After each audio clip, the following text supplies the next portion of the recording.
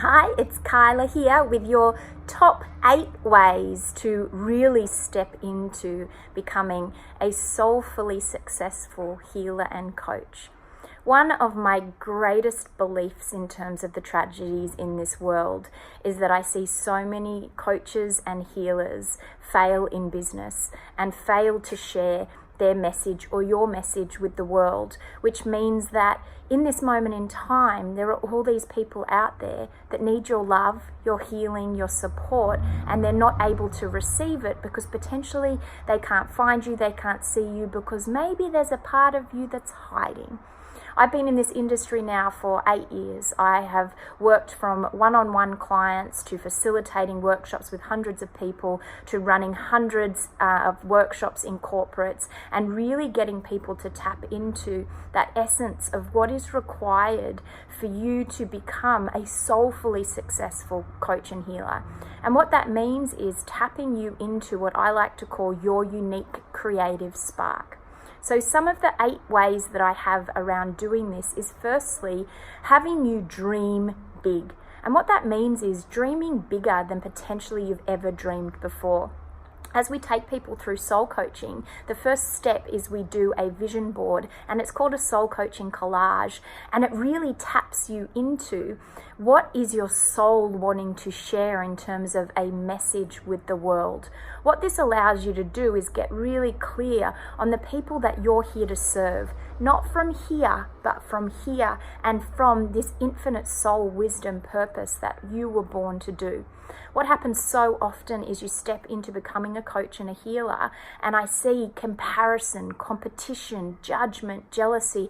All that this does is reduce your ability to serve at the highest level and has you thinking that you were not born to be you on this earth and serve as a version of you. So I'm going to invite you to have a think about how could you dream bigger in terms of who is it that you were born here to serve.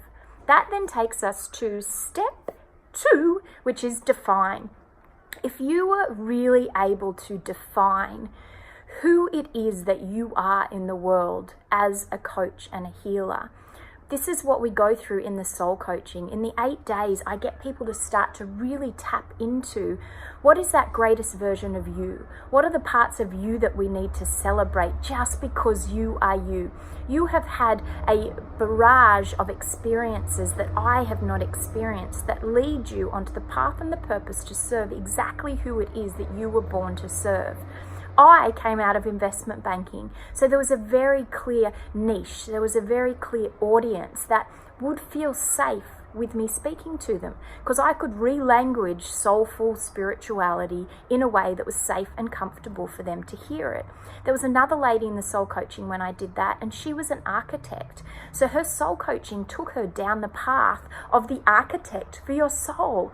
And so what I know is there's these little kind of pathways and milestones that have led you to serve a certain type of person. And they are crying out to hear from you, for you to say, I hear you, I understand you, I know the path that you are on, and I am maybe one, if not few, steps ahead of you, so I'm here to be your guide. The gift of soul coaching is that by going in, we find the answers. And this is what you can teach and empower your clients when you step into becoming more heart and soul centered. Kyla, take a breath. Take one with me. Sometimes in my excitement, I forget to breathe. And in this is this opportunity for us to start to go into what is the next step, which is, as a heart soul centered coach and healer, you've got to be willing to dissolve what is blocking you from stepping out, from being seen, from being heard, and from being willing to share your wisdom in the world. What I know to be true is there is so many people out there in need. We are at a critical time in terms of suicide, divorce, depression, anxiety, weight and health issues. So no matter what industry you desire to go into when it comes to coaching and healing, there is a growing desire and marketplace for it because there are problems that need to be solved. I am going to leave us here with a little gift and an opportunity for us to dissolve something that has been standing in your way. So the first question I always ask clients is to finish this sentence for me. If I wasn't afraid, I would. What I would love you to do is shoot me an email reply to this. Let me know what is that statement for you, and I will individually reply to you with an activity that you can do to dissolve a fear, a doubt, a belief, maybe an energetic block that has been standing in your way from you stepping into this next step or stage of your business or career in becoming a soul-centered coach and healer. Now, the reason I'm going to stop here is because I want you to take a pause to reflect on the steps that I've spoken about already in terms of dreaming bigger. What is that infinite dream, that impossible dream that's been calling out to you and only you? I call it your soul song. Everyone has a universe, one verse inside of you that wants to be sung out in the world and shared with the world in your unique way. This is the thing, as stepping into becoming a coach and a healer, some people are great at video, others at audio, some writing, some workshops, one-on-one groups, redefining it. But you've got to dream as big as your dream is, nobody else's, because what we want is for this dream to align with your life at the same time too. This comparison piece that I see go on is everyone looks out into the marketplace and is like, I got to be bigger than Ben-Hur.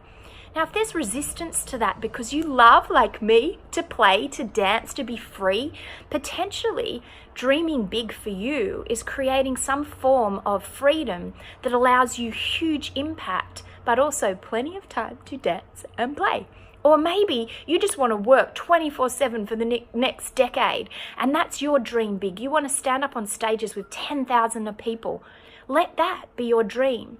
But whatever it is, make it big, make it bold, make it brave, and make it greater than you've ever imagined before.